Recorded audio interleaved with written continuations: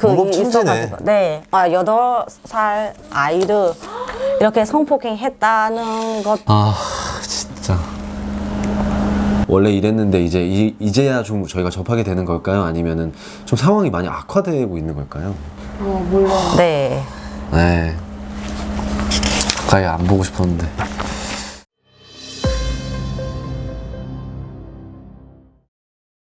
안녕하세요. 여러분께 미얀마의 소식을 전해드리는 그 손을 잡아줄게의 MC 굿건 그리고 선아입니다. 반갑습니다.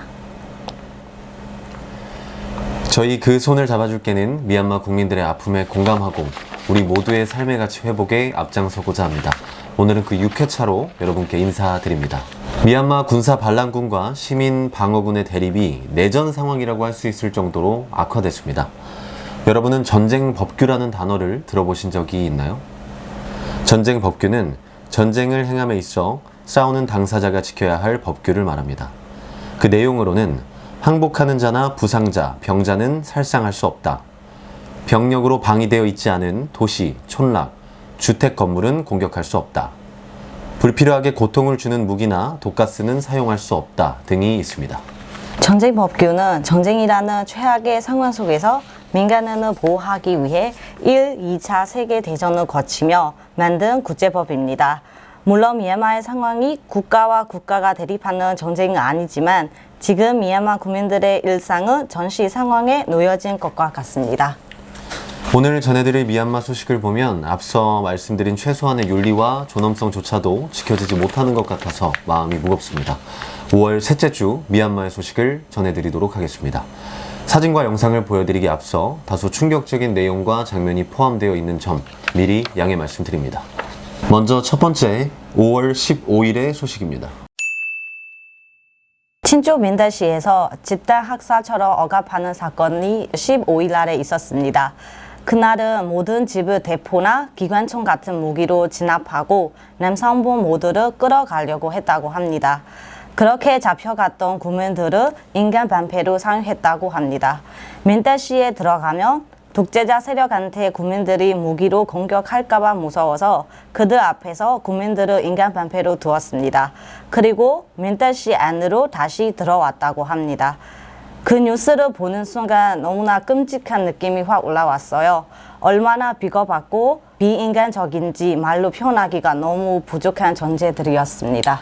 일단은 다른 것보다도 지금 인간 방패라는 단어 때문에 다른 질문이 떠오르지가 않는데 첫 번째 사진은 수류탄인 거죠? 네, 맞습니다. 수류탄이 떨어져 있는 모습 그리고 유리창에 이 총격으로 인해서 이렇게 파손된 모습 네. 그리고 이거는 집 안에 지금 총알 자국이 이렇게 있는 건가요? 네, 맞습니다. 그 집에 있는 그 물건들이 총을 맞고 그래서 그 깨진 옷장이에요, 그거는. 친족 민대시에 있는 모든 집이라고 하셨는데 지금 이러한 폭력을 그 시 안에 있는 모든 집들에 이렇게 공격을 한 건가요? 네, 맞아요. 그 아무데나 상관없이 무차별적으로 그렇게 쐈다고 합니다. 지금 보면은 잡혀가신 분들이 있는 것 같아요. 네. 몇 명이나 좀 잡아가실까요? 잡혀갔던 분들의 수도 저희가 정확히 모르겠지만 그 인간 반패로 사용했던 사람 수만 15명 넘게 있다고 합니다. 독재자 세력도 저항하고 있는 국민들이 좀 무섭기는 했나 보네요. 그러니까 인간 방패를 사용할 정도로. 네, 맞습니다. 첫 번째 소식부터 상당히 폭력적이고 무자비한 소식이었던 것 같은데 대포와 기관총으로 민간인을 억압하고 무엇보다 지금 잡아간 국민들을 인간 방패로 세웠다는 점, 사람을 사람으로 생각하고 있다고 보기가 좀 어려운 것 같습니다. 자국민을 대상으로 이런 짓을, 이런 행위를 한다는 것 자체가 좀 이해하기 어려운 것 같고 다민족 국가라는 특성 때문에 오랜 기간 좀 벽을 쌓아놓고 지냈던 게 문제가 됐던 건 아닐까 이렇게 조심스럽게 추측을 해볼 뿐입니다. 두 번째 소식 5월 17일의 소식입니다.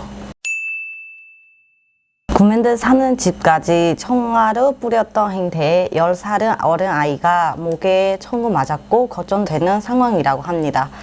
그뿐만 아니라 시내에 있는 가게나 집이나 다 부서지고 물건들을 훔쳐갔다고 합니다. 인구가 5만 명 정도밖에 없는 작은 도시를 독재자 세력 2,000명이 모여 공격하고 있기 때문에 시내에 살던 국민들이 조금이나마 안전할 수 있도록 숲 안으로 들어가서 숨어야만 했습니다. 15일부터 진압하고 있는 건 며칠 후까지 끝나지 않았습니다. 첫 번째 소식에서 만났던 그 민떼시에서 지금 일어난 일인가요? 네, 맞습니다. 지금 소식에서 여자아이가 총에 맞았다고 말씀을 하셨는데 아무래도 이 아이인 것 같아요. 네, 맞습니다. 다쳤던 순간에는 너무 위급한 상황인데 지금은 안전한 곳으로 데려갔다고 합니다. 물건들을 훔쳐갔다고 네. 돼 있는데 독재자 세력들이 이런 절도 행각들도 하는 건가요? 네, 맞아요. 그들의 성격이 원래부터 그런 성격이었어요. 툭하면 훔치고, 툭하면 다치게 하고, 툭하면 죽이고, 그런 거는 그들의 성격일 것 같습니다. 세 번째 사진을 보면 숲에 지금 국민들이, 민간인들이 모여있는 네.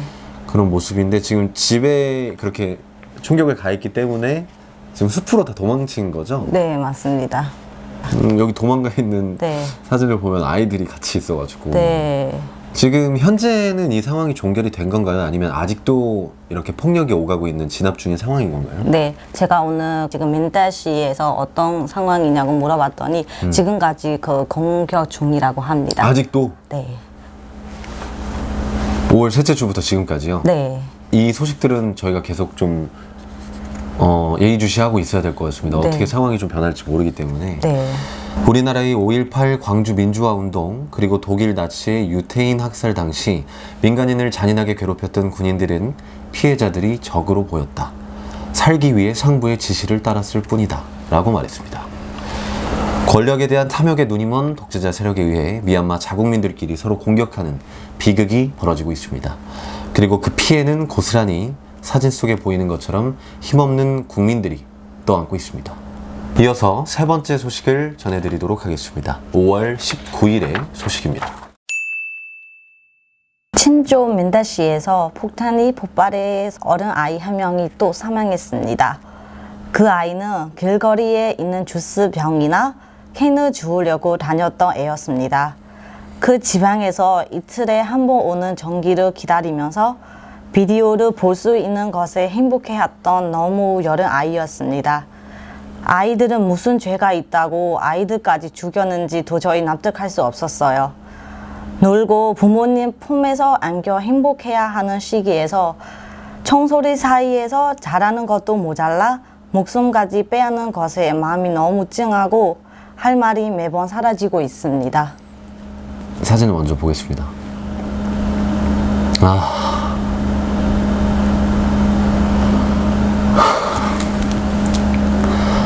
진짜 아이들 진짜 노란색 동그라미로 이렇게 표시를 해주셨는데 이게 지금 뭘 들고 있는 거죠? 집에 가면은 비디오를 보겠다라는 목적으로 가는 길에서 사망했던 것 같습니다. 결국 볼 수 없게 버려는 거죠. 진짜 제가 이렇게 너무 힘들어할 정도로 강력한 소식들이 오는 이유가 원래 이랬는데 이제야 좀 저희가 접하게 되는 걸까요? 아니면은 좀 상황이 많이 악화되고 있는 걸까요? 지금은 아마 그 국민들 쪽에서도 무장하는 국민들이 점점 생기고 있으니까 군사 독재자 쪽에서도 큰 무기를 사용해서 이렇게 공격하고 있기 때문에 아마 국민들의 사망수가 종종 일어나지고 있을 겁니다. 아무래도 초반에는 평화 시위를 네. 했었는데 네. 평화 시위로 맞서 싸우는 게 더 이상 불가능해질 정도로 폭력과 억압이 오니까 민간인들도 무장을 하기 시작하면서 네. 무력 대 무력이 충돌하니까 아무래도 제가 누누이 말씀드리고 있지만 만약에 혹시나 정말 기적처럼 이 영상을 미얀마에서 그리고 군사 독재 세력 그분들이 보신다면 제발 아이들만큼은 최소한의 도리라는 게 있잖아요. 사람 대 사람으로서.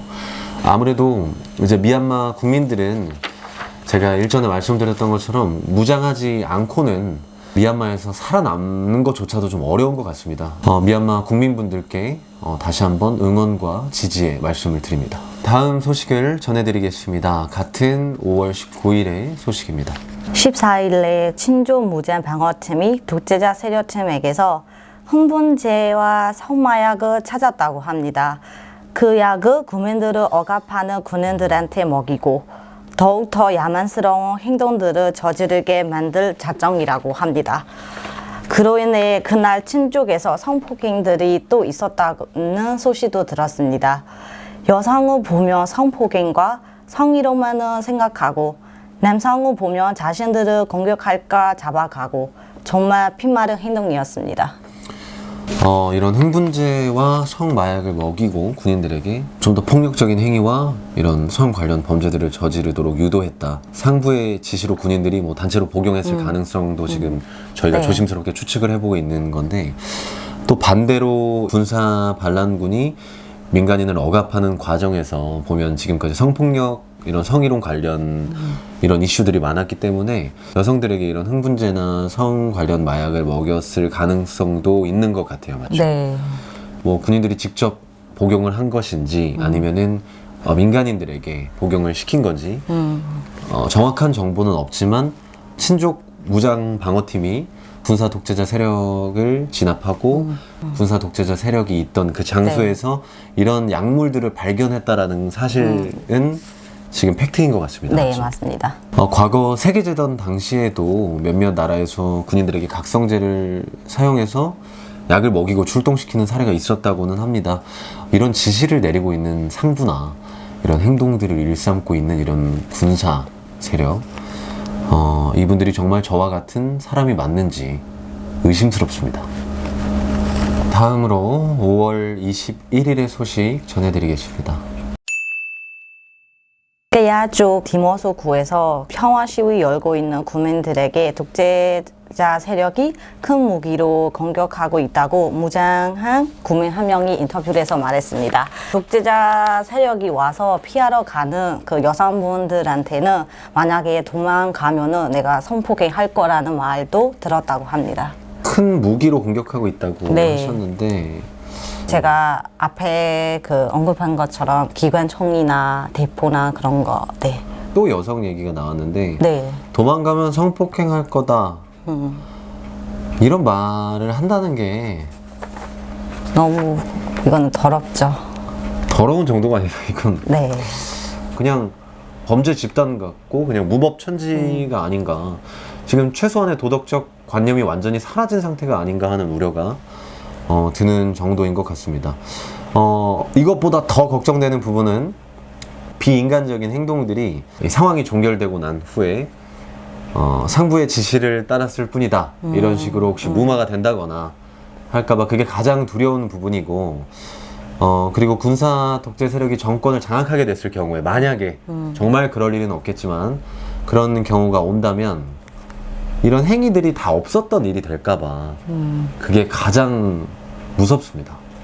지금 미얀마에 이런 상황을 만든 미얀마인 군 총사령관이 내년 말까지 민간 정부로 권력을 넘기겠다고 22일 방송을 통해 밝혔습니다. 그러나 이런 말은 그저 국민에게 권력을 내어주는 척하며 독재 세력의 힘을 유지하려는 것임을 우리 국민들은 모두 알고 있습니다. 쿠데타 이후 군사 독재 세력이 임명한 떼인소 선거관리위원 회장은 5월 21일 수도 네피도에서 열린 전국 정당 연석회의에서 NLD 민주정당을 선거 부정을 이유로 해산시킬 것이라고 밝히고 NLD 지도급 인사들을 반역자로 처벌할 것이라고 덧붙였습니다. 군사 독재 세력은 쿠데타 당일부터 가택연금 중인 아웅산 수치 고문에게 계속해서 범죄 혐의를 덮어씌우고 있습니다.